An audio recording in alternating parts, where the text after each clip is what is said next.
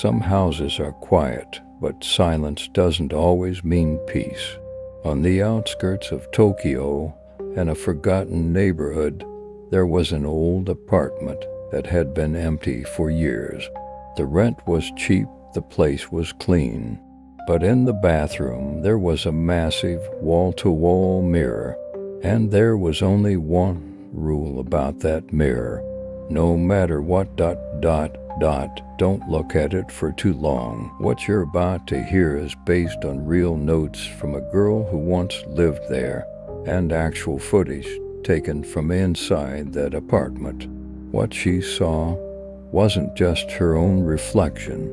So if you're ready, let's step into the story of a mirror that doesn't just reflect. It watches, but be careful, because even after this story ends, you might never look at your reflection the same way again. Chapter 1. The Silent Apartment. In a quiet suburb on the outskirts of Tokyo, a 19-year-old girl named Haruka decides to move out and live on her own for the first time. She finds a small, affordable apartment in a nearly abandoned neighborhood far from the busy city center. The landlord is an elderly woman.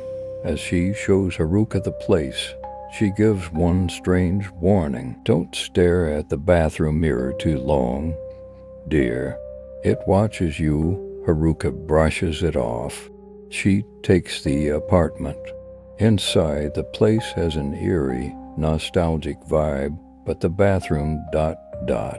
has a massive, frameless mirror stretching from wall to wall. It's old but spotless, almost shining. That first night, Haruka glances at the mirror and feels strange. A quiet chill creeps up her spine, but she tells herself, "I'm just tired, that's all." Chapter 2.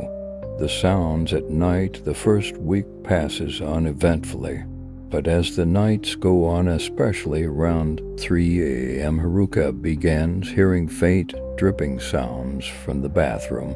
But the faucet is tightly shut. The next night, at exactly 3:11 a.m., a new sound, a whisper ... muffled, distant, but definitely real. "Don't leave me." Haruka turns on the light and rushes to the bathroom. No one's there, but the mirror is fogged up. She hadn't taken a shower, and in the fog, someone had written, "I see you." Terrified, Haruka tries to convince herself it's all a dream. Maybe she sleepwalked. Maybe she just doesn't remember. Chapter 3. The Mirror Diary. Haruka keeps going to university, but every night she dreads 3 a.m. She begins covering the mirror with a sheet before bed. Yet every morning, she finds the sheet crumpled on the floor. One evening, as she returns home, the old landlord is waiting outside her door. In her hands, a worn-out diary. She hands it to Haruka and whispers, "The last tenant left this behind theirs. Something about the mirror in there. Maybe it'll help." The diary is a mess of frantic scribbles and torn pages, but one entry catches Haruka's eye. It came through. "My reflection isn't me anymore. I looked into my own eyes and felt empty, like I wasn't inside anymore." Another page reads, "It comes at 3:11. From inside the mirror, I can hear it calling." Chapter 4. The camera and the footage. Haruka decides she needs proof. She sets up a camera facing the mirror and lets it record all night. The next morning, she nervously watches the footage. At 3:11 a.m., the screen flickers. The camera shakes slightly, then something moves inside the mirror. There's no one in the room, but the mirror appears to breathe, fog forming on the inside of the glass. And for a split second, Haruka's reflection disappears. In its place stands a girl with long black hair, pale skin, and dark, empty eyes smiling. Then the footage cuts out. Chapter 5. The room behind the mirror. Haruka can't stay there any longer. She calls her mother, who promises to come immediately. While waiting, Haruka inspects the mirror again. She feels around the edges and realizes it moves.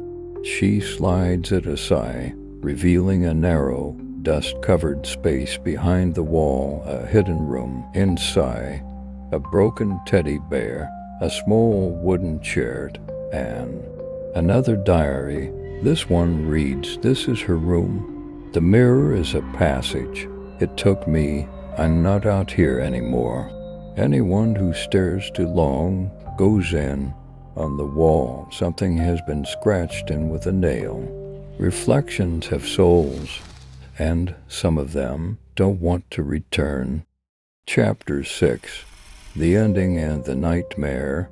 By the time her mother arrives, Haruka is pale and silent. She avoids eye contact. She won't step into the bathroom. As they pack to leave, something happens. The mirror cracks on its own. One of the cracks slowly spreads, forming the shape of an eye. Then one last whisper from the mirror, "You left, but I came with you." That night, Haruka and her mother abandon the apartment. They call the police. The mirror is removed. The hidden room is inspected again, but nothing is there. The bear, the diaries, the scratches, all gone. Only one thing is left etched faintly into the wall behind the mirror. If you've seen IT once, IT sees you forever. Epilogue. The life behind the reflection. Months go by. Haruka lives in a new city now. Her home has no mirrors, but still at night, in the blank walls, she sometimes sees shadows moving, and just before she falls asleep, she hears the same whisper.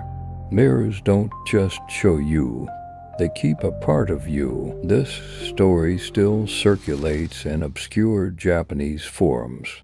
The apartment remains sealed. The mirror was never found, but some claim at exactly 3:11 a.m., if you walk by the old building, you can still hear whispers from behind the bathroom door.